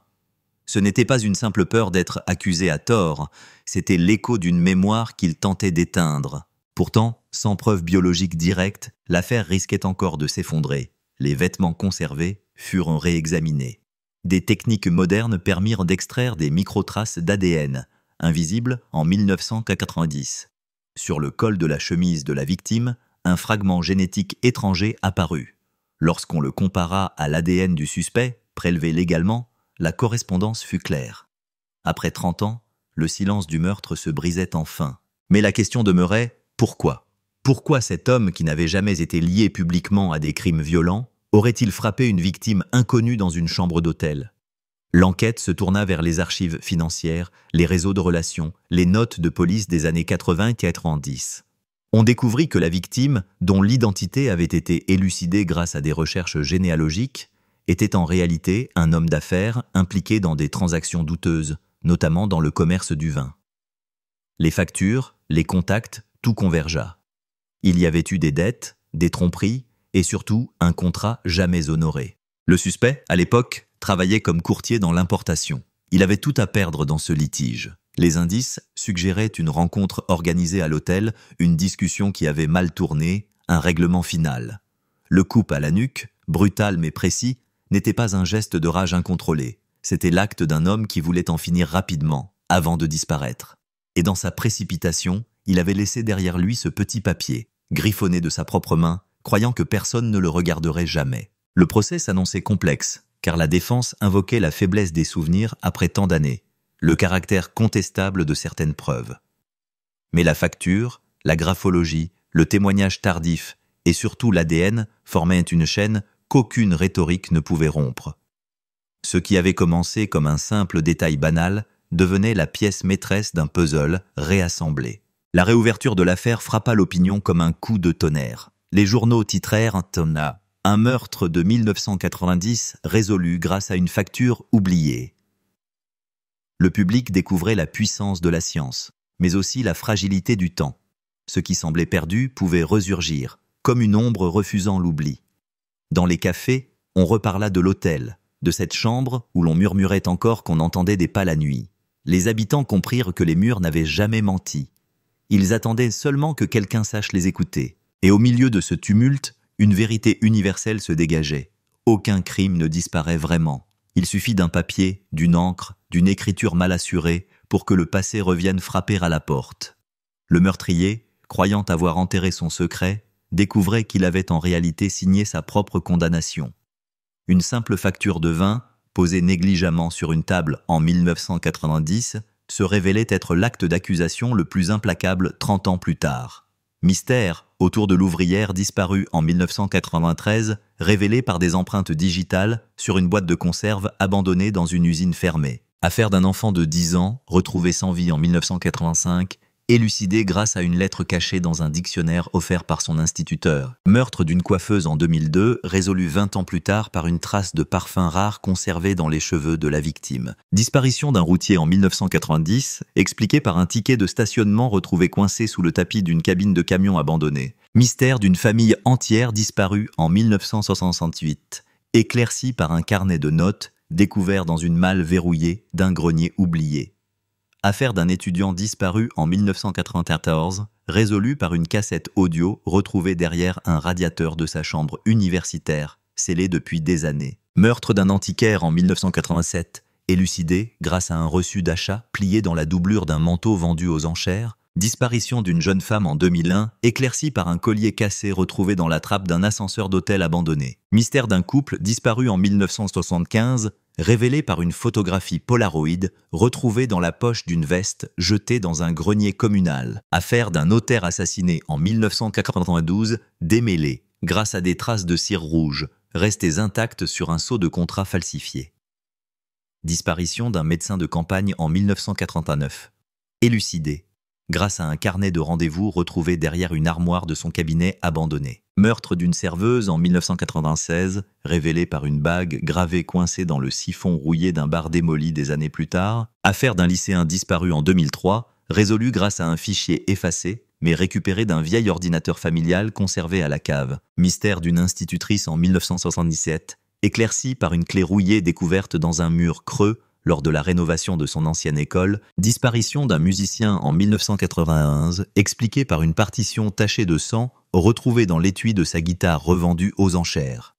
Affaire d'un photographe disparu en 1984, élucidée grâce à une pellicule non développée retrouvée dans une boîte métallique rouillée au grenier familial. Meurtre d'un médecin en 1999, révélé par une tache d'encre indélébile sur l'ordonnance falsifiée d'un patient oublié. Disparition d'une adolescente en 1972, éclaircie grâce à une chaussure unique retrouvée derrière le faux plancher d'un bus scolaire abandonné. Mystère d'un facteur en 1988, résolu par une sacoche de lettres restée scellée dans un coffre de gare depuis plus de 30 ans. Affaire d'un couple de voyageurs disparus en 2005, élucidé grâce aux coordonnées GPS enregistrées par erreur dans un ancien téléphone satellite. Dans les archives judiciaires, certaines affaires semblent sommeiller, mais elles respirent encore, comme des braises recouvertes de cendres, prêtes à s'embraser au moindre souffle de vérité. Celle de l'hôtel en 1990, où le corps de la femme fut retrouvé au petit matin, en est l'exemple le plus déroutant. Après des décennies de silence, l'enquête reprenait vie, portée par une simple facture de vin, jaunie par le temps, exhumée d'un carton oublié. Ce document, insignifiant aux yeux de beaucoup, devenait soudain une arme à double tranchant. Il accusait et révélait. L'écriture tracée à l'encre bleue, nerveuse et anguleuse, était plus qu'un indice, c'était une empreinte vivante, une cicatrice laissée par la main du meurtrier. Les experts graphologues, appelés en renfort, comparèrent impatiemment ces lettres aux documents administratifs de plusieurs suspects de l'époque. Anciens employés de l'hôtel, habitués du bar, voyageurs de passage. Peu à peu, les similitudes se dessinaient, les courbes et les inflexions ne mentaient pas. La facture avait résisté au feu, à l'humidité et aux années pour revenir frapper de plein fouet celui qui avait cru effacer toute trace. Et cette main, aujourd'hui, semblait hurler encore. Dans les coulisses de l'enquête, le climat se faisait lourd. Les policiers, autrefois découragés par l'absence de preuves matérielles, voyaient de maintenant le passé revenir les hanter, comme une ombre qui refusait de se dissoudre. Les anciens témoins furent rappelés, certains vieillissants, d'autres rongés par la maladie. Leurs voix tremblaient, mais leurs souvenirs s'éclairaient à mesure qu'on leur montrait cette facture, ce fragment du passé. Oui, je me rappelle de ce client. Il commandait toujours du vin rouge, mais il n'aimait pas qu'on note son nom. Des fragments de phrases, de simples murmures, mais qui, mis bout à bout, redessinaient un profil. Un homme discret, obsédé par l'alcool, qui s'installait souvent dans le salon feutré de l'hôtel, observant plus qu'il ne parlait. Un témoin se souvint même de son regard, clair, presque translucide, qui semblait sonder les murs comme s'il cherchait à en percer les secrets. Chaque détail accumulé se transformait en fil d'Ariane. On ressortit les carnets de réservation, les registres d'accueil, les archives fiscales de l'établissement. Et soudain, un nom revenait, obstiné, frappant à la porte de la mémoire collective, celui d'un représentant commercial en vin, de passage fréquent dans les années 90. Ironie macabre, c'était lui qui, sans le vouloir, avait signé la facture piégée. Un homme apprécié en surface, affable, capable de parler des cépages pendant des heures, mais dont certains anciens collègues rappelaient des colères soudaines, imprévisibles, comme des éclats de verre. Le dossier prenait une tournure glaçante. L'écriture comparée était la sienne, la facture le trahissait. Mais au-delà du papier, c'était toute une mécanique de mémoire et de justice qui se mettait en marche. L'hôtel, aujourd'hui transformé en immeuble moderne, semblait chuchoter encore son secret.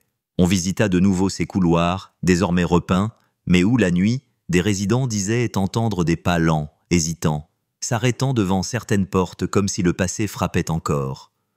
Dans ces lieux, chaque marche résonnait comme une sommation. La vérité n'avait pas dit son dernier mot. Et tandis que les enquêteurs affinaient à leur dossier, une question glaçait la salle. Le représentant était-il revenu sur les lieux, après le meurtre, pour vérifier si sa trace avait vraiment disparu? Car certaines anomalies dans les registres laissaient de croire à des visites répétées, des séjours furtifs, presque clandestins. Comme un fantôme hantant son propre crime, incapable de tourner la page. Cette obsession, ce besoin de contrôler le passé, révélait un mécanisme psychologique bien connu. Le criminel, prisonnier de sa propre faute, revient souvent vers l'épicentre de son acte, comme attiré par un aimant invisible. Et c'est là qu'il commet ses plus grandes erreurs. La facture, simple morceau de papier jauni, devenait alors le témoin le plus implacable. Elle avait survécu aux années, aux mains qui avaient voulu l'oublier, aux boîtes poussiéreuses. Elle surgissait comme un revenant pour rappeler que dans l'univers du crime, rien ne se perd, tout s'accumule, jusqu'à ce que la vérité, un jour, trouve le chemin pour sortir de l'ombre. Et cette vérité, désormais, était prête à éclater au grand joug. Dans la salle d'audience, l'air était saturé d'une tension qu'aucun ventilateur ne parvenait à dissiper. Le représentant, cheveux blanchis, costume sombre trop large pour son corps amaigri, prenait place derrière la vitre blindée. Ses mains tremblaient à peine, mais ses yeux, clairs et fixes, semblaient nier l'évidence. Devant lui, sur une table de bois massif, trônait la facture de vin, sous plastique, éclairée par une lampe comme une relique sacrée. Les jurés la contemplaient comme on contemple une preuve divine, un fragment d'histoire capable de faire basculer un destin. La graphologue, appelée à témoigner, décomposa chaque lettre, chaque courbe, comme on déchiffre une confession invisible. Elle montra les boucles brisées, les angles durs, la pression de l'encre sur le papier, et les compara aux lettres de contrat signées par l'accusé dans les années 90. Les correspondances étaient écrasantes, irréfutables. Le silence se fit lourd, ponctué seulement par le bruit métallique des chaînes de l'horloge fixée au mur, rappelant à chacun que le temps, même lent, ne pardonne jamais. Mais ce qui frappa le plus la salle, ce ne fut pas l'expertise froide des spécialistes. Ce fut la reconstitution émotionnelle du crime, portée par la voix d'un enquêteur vétéran, rappelant les faits avec une précision chirurgicale. La nuit de 1990, l'hôtel plongeait dans une semi-obscurité, les couloirs tapissés d'épaisses moquettes qui étouffèrent les pas, et dans l'une des chambres, le cri bref d'une femme étranglée avant qu'il ne disparaisse dans l'épaisseur des murs. Cet instant, figé dans le temps, revenait hanter la salle comme une onde invisible. Certains spectateurs frissonnaient, d'autres détournaient les yeux, mais personne ne pouvait échapper au poids des images qui s'imposaient, brutes et implacables. La défense tenta l'impossible, cherchant à minimiser la facture, à parler d'erreurs administratives, d'une ressemblance fortuite d'écriture. Mais les aînés avaient construit un édifice trop solide. Les témoins, rappelés à la barre, confirmèrent de l'évidence. Le représentant était bien là cette nuit-là. Il buvait, il observait, il rôdait. L'un d'eux, vieilli, la voix chevrotante, raconta même l'avoir vu entrer dans le couloir où la victime fut retrouvée. Je me souviens, sa silhouette, sa démarche rapide, et ce regard, comme s'il ne voulait pas être vu. Ce témoignage, simple et fragile, frappait pourtant comme un coup de tonnerre, car il liait directement l'accusé au théâtre du crime, non plus seulement par l'écriture, mais par la chair et par la mémoire. Dans les bancs, la famille de la victime écoutait, silencieuse, leur visage marqué par 30 ans de cicatrices invisibles. Pour eux, chaque mot prononcé était un fil qui se rompait, un nœud qui se défaisait enfin. Leur douleur, contenue, vibrait dans la salle comme une vérité parallèle, plus forte que toutes les preuves matérielles. La justice, parfois, ne se mesure pas seulement aux archives et aux expertises, mais à ce silence lourd des survivants, à cette attente interminable qui se résout dans un verdict. Lorsque le procureur conclut, il utilisa des mots simples mais implacables. Ce papier, cette facture, n'est pas qu'un bout de mémoire. C'est la voix de la victime qui revient parler. Elle n'a jamais cessé de réclamer justice. La salle retint son souffle, car derrière la rhétorique, il y avait la certitude glaciale que le temps, malgré ses ravages, ne peut effacer la vérité. Il peut la retarder, l'enfouir, mais jamais l'anéantir. Et dans cet instant suspendu, l'image de l'hôtel revenait à tous les esprits. Les couloirs silencieux, le parfum du vin renversé sur la moquette, la lampe vacillante, et l'ombre d'un homme qui croyait pouvoir s'enfuir de son propre crime. Mais la justice, patiente comme la nuit, l'avait attendu. 30 ans durant, elle avait laissé reposer ses preuves, comme un vin enfermé dans une cave, prêt à être débouché le moment venu. Et aujourd'hui, ce moment était arrivé, inévitable, implacable. Le verdict tomba, lourd comme une porte de fer, coupable. La salle se figea. Certains soupirèrent de soulagement, d'autres détournèrent de la tête pour masquer leurs larmes. Le représentant baissa enfin les yeux, comme s'il comprenait que tout, absolument tout, avait été écrit d'avance. La facture, ce fragment de papier, l'avait rattrapé. Et dans ce silence final, une vérité universelle s'imposait. Rien, ni le temps, ni l'oubli, ne peut bâillonner à jamais la voix d'un crime.